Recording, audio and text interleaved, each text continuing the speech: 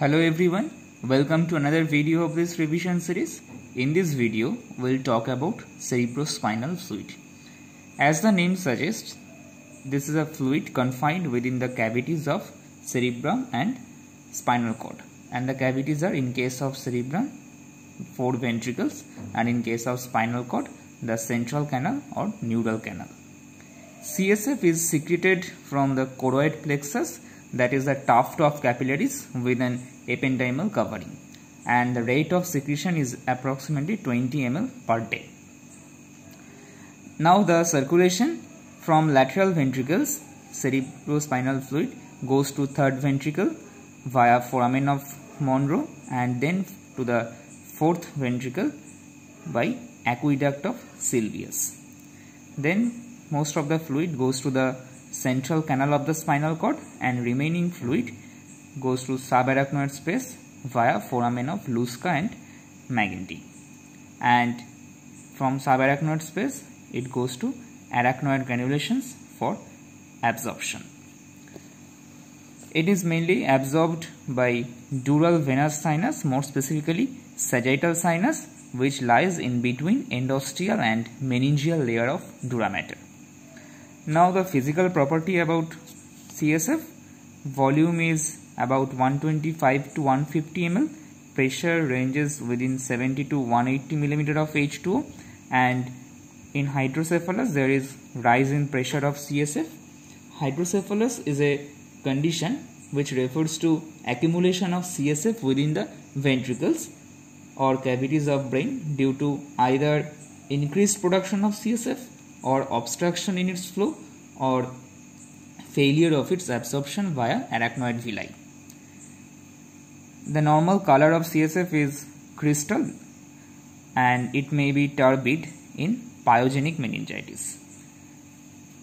Now the chemical properties: protein content is 20 to 40 mg per deciliter, and it is usually increased in tubercular meningitis, and bacterial meningitis. In tubercular it is more increased.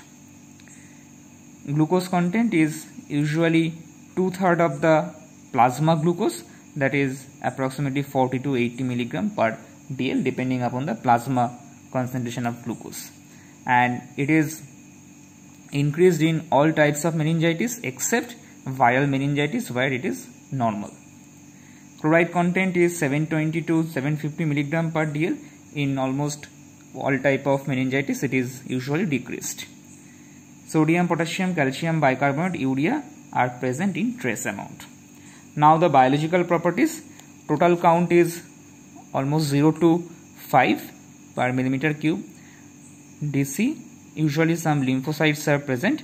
In case of viral meningitis, lymphocytosis occurs and thereby lymphocytes are found in CSF also, and in pyogenic meningitis neutrophils are abundant.